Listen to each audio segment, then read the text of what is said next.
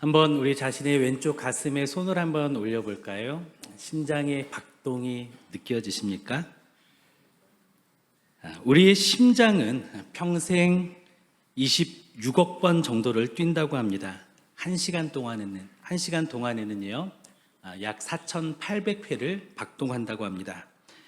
부모님의 심장은 자녀를 위해서 몇 번을 뛰었을까요? 부모님의 사랑으로 자녀가 잉태된 순간부터 부모님의 심장은 자녀를 위해 뛰고 있습니다.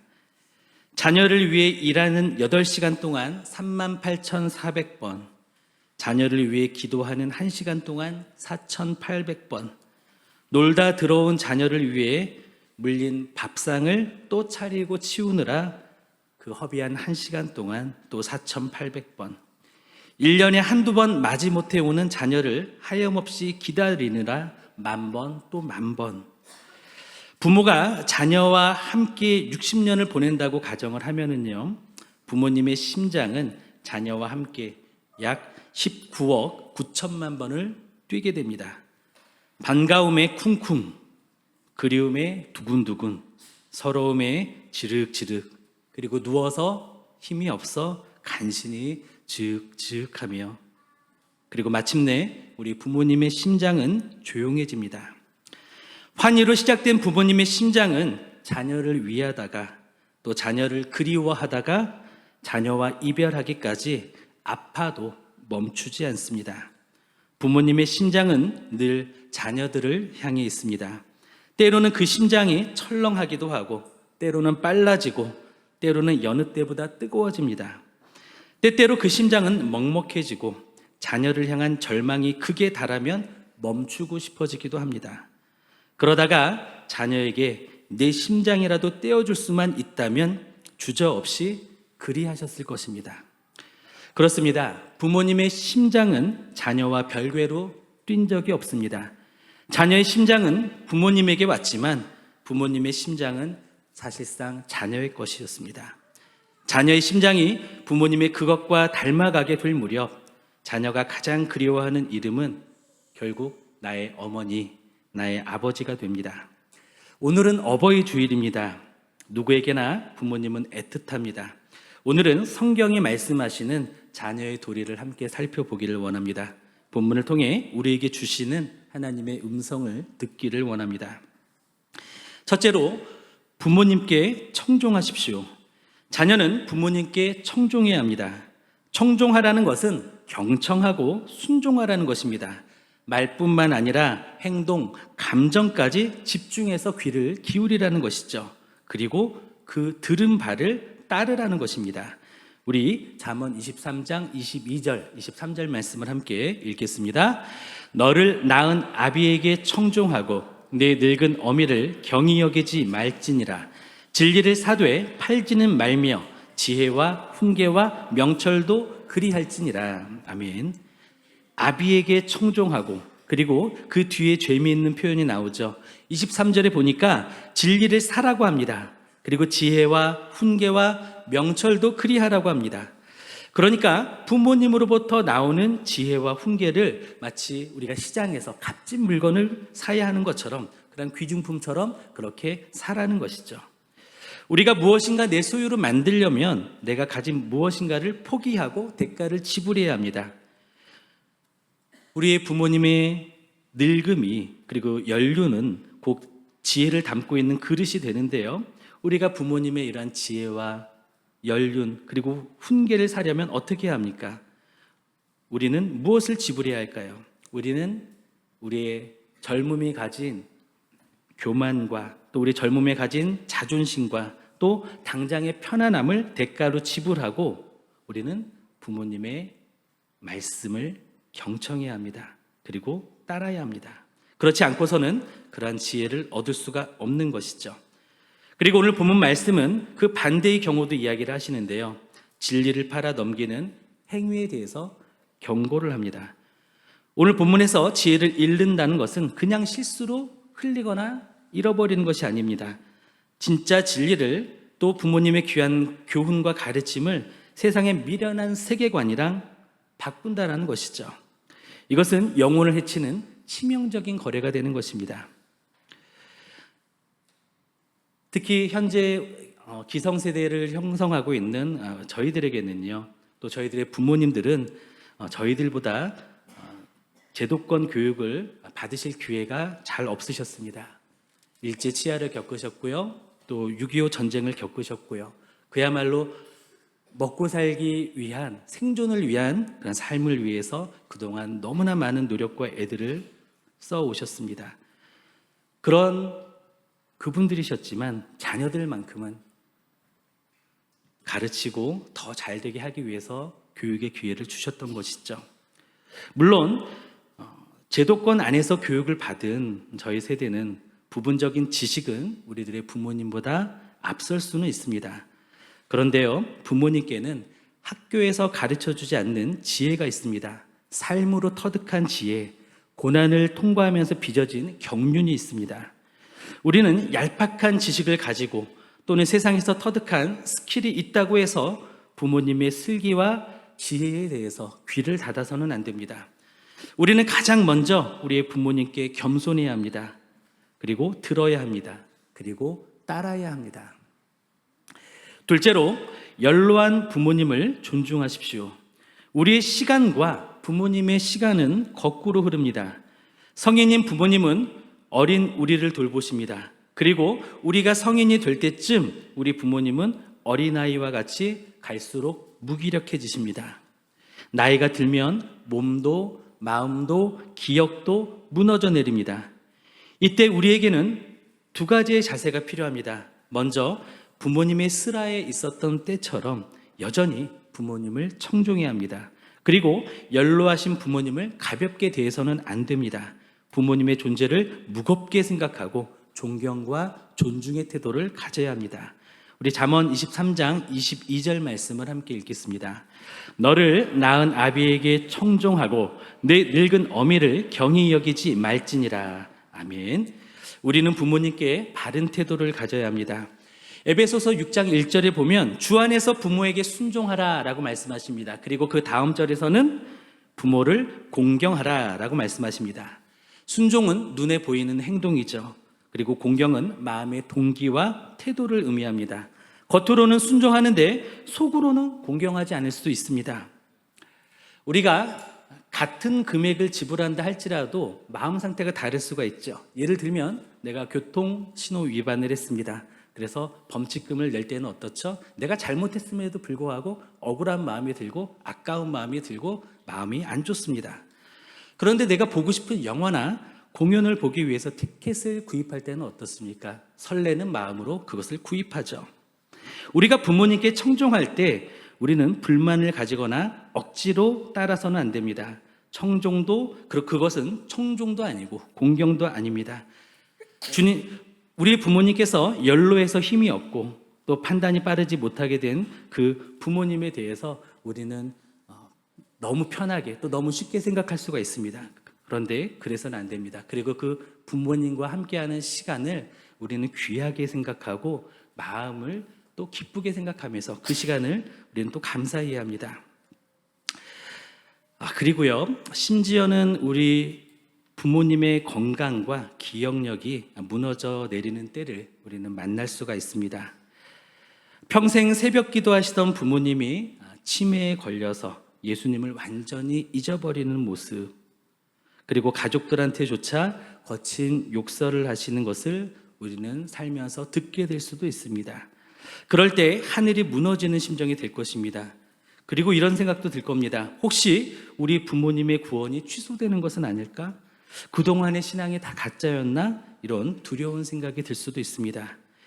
치매가 우리 부모님의 영혼을 삼킨 것 같은 그런 두려움에 빠질 수가 있습니다. 그러나 두려워하지 마시기 바랍니다.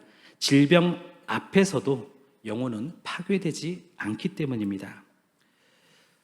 첫째로 그 이유는 구원이 우리가 얼마나 하나님을 똑똑하게 기억하고 있느냐에 달려있는 것이 아니기 때문입니다. 보통은 내가 믿는다고 고백해야 구원을 받는다고 생각을 합니다. 그렇기 때문에 우리는 기억이 사라지면 신앙도 날아갈 것이라고 착각하기가 쉽습니다. 하지만 구원은 우리의 기억이 아니라 하나님의 기억에 달려있다는 것입니다.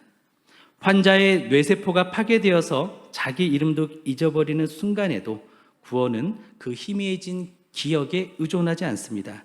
영원토록 손바닥에 우리와 또 우리 부모님의 이름을 새기신 하나님의 완벽하신 기억에 구원이 달려있다는 것입니다. 우리 부모님의 뇌가 무너져도 하나님의 기억은 무너지지 않습니다.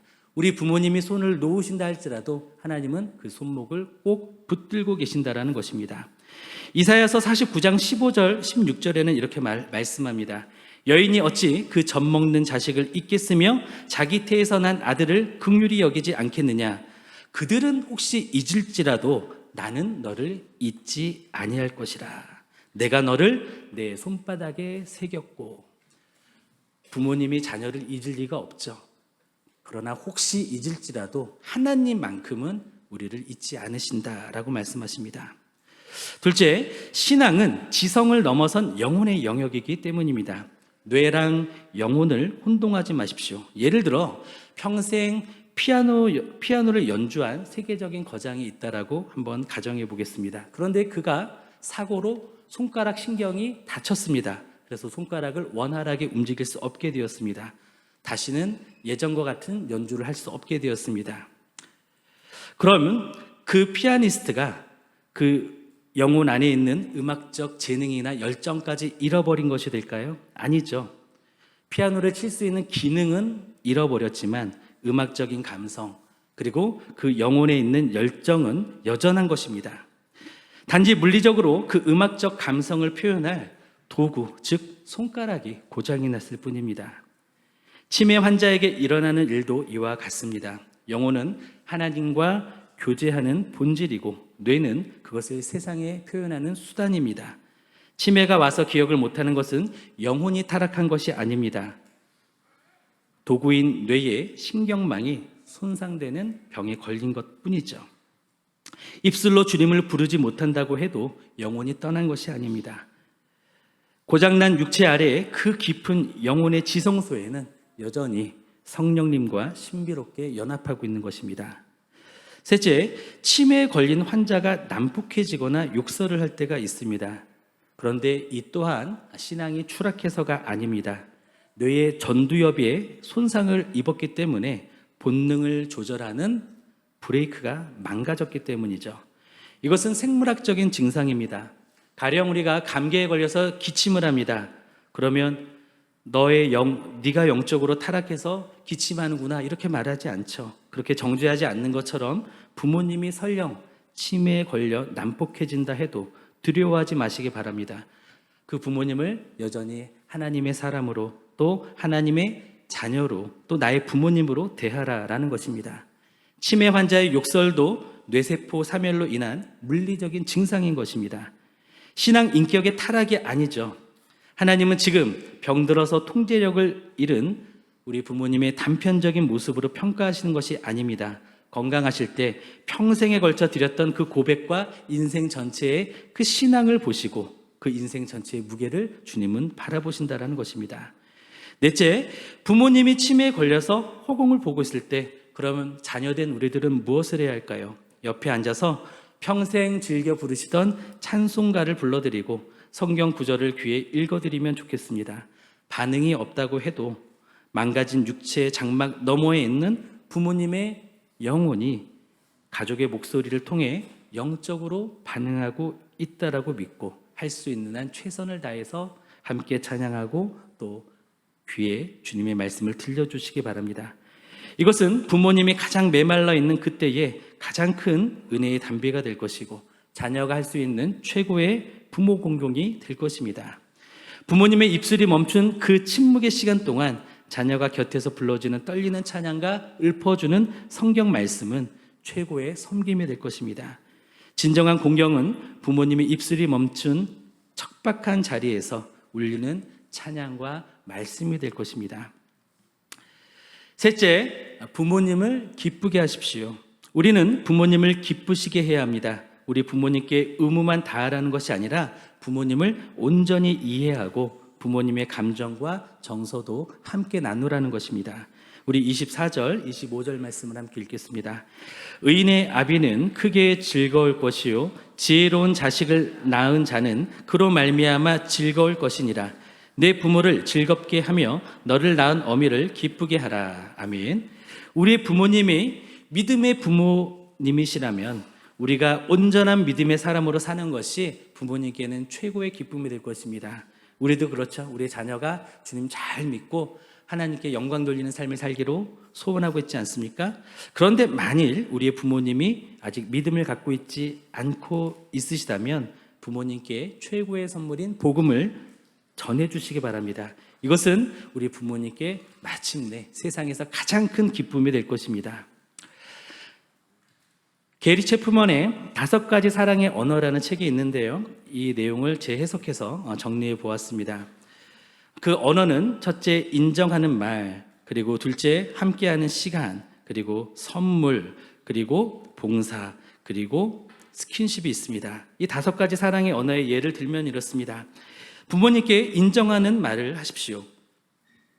우리의 부모님들은 나이가 들수록 내 존재 가치가 희미해지는 것, 이것 때문에 외로움을 많이 느끼게 되십니다. 이때 자녀의 말 한마디는 보약보다 큰 힘이 됩니다. 부모님의 가르침을 귀하게 여기는 태도를 가지고 인정하는 언어를 말씀하시기 바랍니다.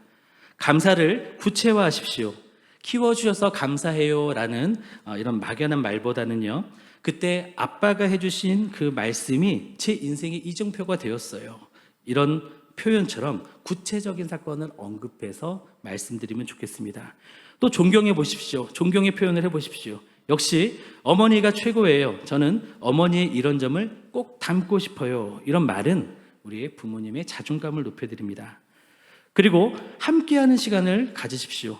부모님께 가장 귀한 자원은 시간입니다. 그 시간이 점점 줄어들고 있죠. 바쁜 자녀들이 자신을 위해 시간을 낸다는 것, 그 사실 자체에 대해서 우리 부모님들은 큰 사랑을 느끼십니다. 그리고 어떻게 부모님께 우리의 시간을 내어드릴 수 있습니까? 경청하십시오. 부모님께서 하셨던 얘기를 또 하셔도 처음 듣는 것처럼 들어드리십시오. 또 부모님 앞에서 스마트폰을 덮어두시기 바랍니다. 함께 식사하거나 대화를 할 때 스마트폰을 보지 말고 눈을 맞추는 것이 진정한 함께함이 될 것입니다. 그리고 함께 걸으십시오. 부모님께서 아직 걸으실 수 있다면 가까운 공원이라도 한 30분만이라도 같이 산책하시고 또 함께 걸으시면 좋겠습니다. 거창한 여행이 아니어도 좋습니다. 그리고 또 권고드리고 싶은 것은 함께하는 시간을 가질 때 온전히 부모님을 위해서만 시간을 한번 떼어 놓아 보셨으면 좋겠습니다. 만일 내가 어디로 일이 있어서 지방에 갈 일이 있는데 이때 부모님도 모시고 가면 좋겠다 해가지고 그때 부모님을 청해서 간다면 어떻게 되죠? 결과적으로 내가 하는 일에 부모님을 덧붙이는 결과가 됩니다. 그런 모습보다는 부모님을 위해서 시간을 비우고 부모님을 위한 스케줄을 짜고 부모님이 좋아하시는 식당을 알아보고 그렇게 해서 부모님을 위해서 온전히 한번 시간을 들여보시면 좋겠습니다. 그리고 세 번째로 부모님께 작은 선물이라도 하시면 좋겠습니다. 우리 부모님이 우리가 무엇인가 사가면 돈 아깝게 뭐 이런 걸 사오냐 이렇게 말씀하시죠. 그런데 자녀가 나를 생각하며 이것을 골랐다라는 그런 생각을 하시게 되면서 감동하시는 것이죠. 그리고 부모님의 필요를 관찰하시기 바랍니다. 평소 부모님의 신발이 닳지는 않았는지 약이 떨어지지는 않았는지 관찰했다가 챙겨드리시면 좋겠습니다. 부모님께 어버이날을 맞이해서 용돈을 드리는 것도 좋지만 봉투만 드리기보다는 또 그 안에 작은 메모나 카드를 써서 편지를 써서 드리면 그것은 우리 부모님의 서랍 속에 보물이 될 것입니다. 그리고 꽃과 같은 것, 또 평소에 부모님이 좋아하시는 작은 간식을 또 사다 드리는 것도 좋겠죠. 특별한 날이 아니어도 마치 우리 우스갯소리를 하는 것처럼 오다 주었어요 하는 그런 뉘앙스로 그냥 작은 꽃 한 송이라도 일상 속에서 가볍게 부모님을 생각해서 드리면 우리 부모님의 기쁨은 크실 겁니다. 네 번째, 부모님을 섬기십시오. 부모님께 봉사하십시오. 부모님이 힘들어하시는 일을 대신 해드리면 좋겠습니다. 특히 연세가 드실수록 기계 조작이나 몸을 쓰는 것이 어렵죠. 우리가 그것을 할 때, 대신할 때 고마움을 느끼십니다. 디지털 효도라는 것도 있는데요. 우리 부모님들 전화 주고받는 거 잘하십니다. 그런데 그 이외의 기능은 사용하기가 어렵잖아요. 우리 부모님이 스마트폰을 설정해 드린다거나 아니면 요즘은 가게에서도 키오스크에서 무인으로 주문을 하는데 어려움이 있습니다. 그런 것을 친절하게 알려드리고 또 온라인 쇼핑을 대신 해드리는 것 등 이런 부모님이 어려워하시는 것에 대해서 우리가 도와드린다면, 섬겨드린다면 부모님께서 사회에서 느끼는 소외감을 줄이실 수가 있습니다. 그리고 집안일을 돕거나 부모님의 건강을 챙겨드리시면 좋겠습니다. 그리고 병원에 가실 일이 있을 때 같이 동행해 드리면서 살펴드리면 좋겠습니다. 다섯 번째는 스킨십입니다. 이것은 한국인의 정서상 좀 어색한 부분이긴 하지만 가장 강력한 치유의 언어가 됩니다. 부모님의 손을 꼭 잡아드리고 그리고 할 수 있으면 틈 나는 대로 꼭 안아주십시오. 그리고 마사지도 해드리고 또 기회가 되면 우리 부모님의 얼굴, 손, 발도 씻겨드리면 좋겠습니다. 그리고 추가로 그리스도인 자녀만이 드릴 수 있는 최고의 사랑의 언어가 있는데요. 이것은 제가 어머니, 아버지를 위해 매일 기도하고 있어요 라고 하는 기도와 말 한마디일 것입니다. 이것은 우리의 부모님께 평안을 줍니다. 또 부모님과 함께 예배 드리십시오. 곁에 앉아 찬송가를 찾아드리고 성경을 같이 펼쳐드리고 함께 예배하는 것, 이것은 부모님께 할 수 있는 큰 효도가 됩니다.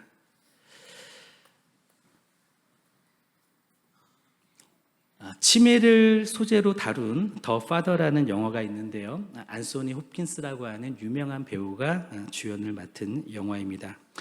이 영화에서 치매에 걸린 주인공의 대사와 그 치매에 걸린 아버지를 모시는 딸의 대사가 많은 생각을 하게 해주었습니다. 치매에 걸린 아버지는 말합니다. 큰딸 애니 요즘 이상하다. 필요 없다는데도 자꾸 간병인을 보낸다.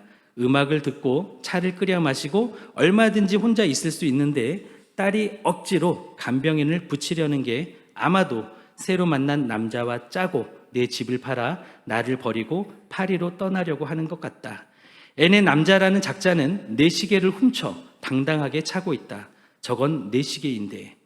보고 싶은 나의 사랑 둘째 딸은 이러지 않았는데 작은 딸이 나를 보러 와주면 좋겠다. 둘째 딸을 닮은 간병사가 새로 왔다. 이번 간병인은 마음에 들지만 나를 어린애처럼 어르고 달래듯 대하는 게 신경에 거슬린다. 난 멀쩡하다고. 다음 날 그 간병사를 들뜬 마음으로 기다렸는데 다른 사람이 왔다. 분명 다른 사람이건만 애는 자꾸만 어제 본 간병사와 같은 사람이란다. 어떤 날엔 애니 다른 얼굴로 내게 아버지라고 부르고 나의 집인데 자신들의 집이라고 우긴다. 애네 남자 역시 믿을 수 없다. 도대체 왜들 이렇게 나를 혼란스럽게 하는 걸까? 무엇이 잘못된 걸까? 그러니까 뇌 기능에 이상이 있어서 상황을 주관적으로 그리고 본인이 느끼는 대로 변화되는 상태에서 계속 해석을 하니까 잘못된 해석이 있는 것이죠. 딸이 말합니다. 나는 누구와도 나눌 수 없는 괴로움으로 외롭고 우월하다. 아버지의 치매가 점점 심각해졌다. 아버지 댁으로 간병인을 보낼 때마다 문제가 생기고 또 돌려보내니 어쩔 수 없이 남자친구와 사는 집으로 아버지를 모셔왔다. 아버지는 나보다 동생에게만 사랑을 주셨고 늘 나와 비교하여 주눅들며 자라다 보니 아버지에게는 애증이 있다. 그럼에도 아버지를 보호할 보호자는 나밖에 없다. 남자친구는 나에게 모멸감을 주는 아버지를 못마땅해 한다. 날마다 부딪히는 아버지를 요양원에 보내고 프랑스로 함께 떠나자고 요구한다. 사실은 나도 모두 벗어버리고 싶다. 가끔 아버지를 죽이는 상상을 하고 죄책감에 괴롭다. 그럼에도 아버지에게 사랑받고 싶다. 아버지에게 사랑받지 못하는 나는 나를 사랑하는 일도 잘 해내지 못한다. 그래서 이혼했는지도 모른다. 이번에도 아버지로 인해 남자친구를 잃을까 두렵다. 동생은 사고로 젊은 날 세상을 떠났고 치매 걸린 아버지는 그 사실을 잊고 여전히 동생이 아빠 보러 오기를 바란다. 다행히 새로운 간병사를 동생과 닮았다고 생각하는 아버지가 잘 지낼 수 있기를 기대해 본다. 그러나 동생과 닮은 간병사에게 들뜬 아버지는 또 나와 동생을 비교하는 말을 서슴없이 하고 나에게 상처를 준다. 가슴이 싸하다. 이제 더 이상 아버지를 모실 수 없을 것 같다. 이러한 모습이 우리가 겪어야 될 장래의 모습일 수도 있겠습니다. 그러나 이것도 우리가 넘어야 할 현실이 될 수 있는 것이고 넘어야 할 산이 될 수 있는 것이죠. 그럼에도 많은 경우에 이런 고민 없이 부모님을 가볍게 대하고 있는 자녀들의 모습을 보기도 합니다. 내 부모를 공경하라. 우리는 10계명의 이 계명을 너무나 잘 알고 있습니다. 그러나 우리는 철이 없을 때에는 다른 데 정신이 팔려서 부모님을 제대로 공경하지 못했습니다. 젊을 때에는 바빠서 부모님을 공경하지 못했습니다. 가정을 이루게 되면 내 새끼를 신경을 쓰느라 부모님께는 신경을 끄고 지내왔습니다. 그리고 어린아이와 같이 부모님을 보살필 때가 되면 부모님을 부담스러워하게 됩니다. 그러다가 부모님이 세상을 떠나시면 그제서야 나를 위해 수십억 번 박동했던 부모님의 그 심장을 기억하고 그리움에 사무치게 되는 것이죠. 그렇게 되기 전에 우리는 부모 공경의 삶을 살기를 원합니다. 겸손히 부모님께 청종하고 부모님을 존중하기를 원합니다. 그리고 부모님을 기쁘시게 해드리고자 할 수 있는 모든 최선을 다하기를 원합니다. 바라기에 우리는 가장 그리운 이름 어머니 그리고 아버지를 하나님을 경외하기에 공경하고 사랑해서 가정다운 가정, 교회와 같은 가정, 하나님께 영광을 돌리는 가정, 건강한 가정으로서 하나님께 영광 돌리고 온 가족이 하나 되는, 그리고 그 가운데 진정한 사랑과 기쁨이 넘치는 가정을 이루시기를 예수님의 이름으로 축원드립니다. 기도하시겠습니다.